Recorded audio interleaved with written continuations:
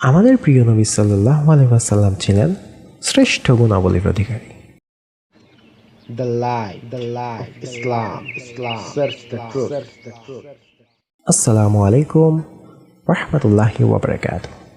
আল্লাহ তাআলার দয়া, শান্তি এবং রহমত আপনাদের সবার উপরে বর্ষিত হোক।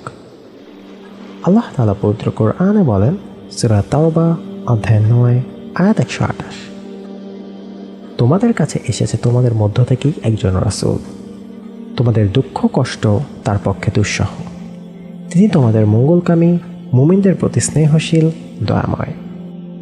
সূরা আলে ইমরান অধ্যায় 3 আয়াত 159।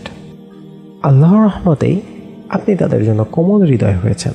পক্ষান্তরে আপনি যদি রাগ ও কঠিন হৃদয় হতেন, তাহলে তারা আপনার কাছ থেকে বিচ্ছিন্ন হয়ে যেত।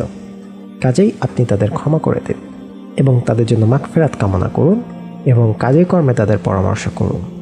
অতঃপর যখন কোনো কাজে সিদ্ধান্ত গ্রহণ করে ফেলেন, তখন আল্লাহ তাআলার উপর ভরসা করুন। সূরা শুরা অধ্যায় 26 আয়াত 215। যেসব মুমিন আপনার অনুসরণ করে তাদের প্রতি সদয় হন। আশা করছি ভিডিওটি ভালো লেগেছে। সবাই আমার জন্য দোয়া করবেন এবং আপনাদের মূল্যবান মতামত আমাদের কমেন্ট সেকশনে জানাতে পারেন।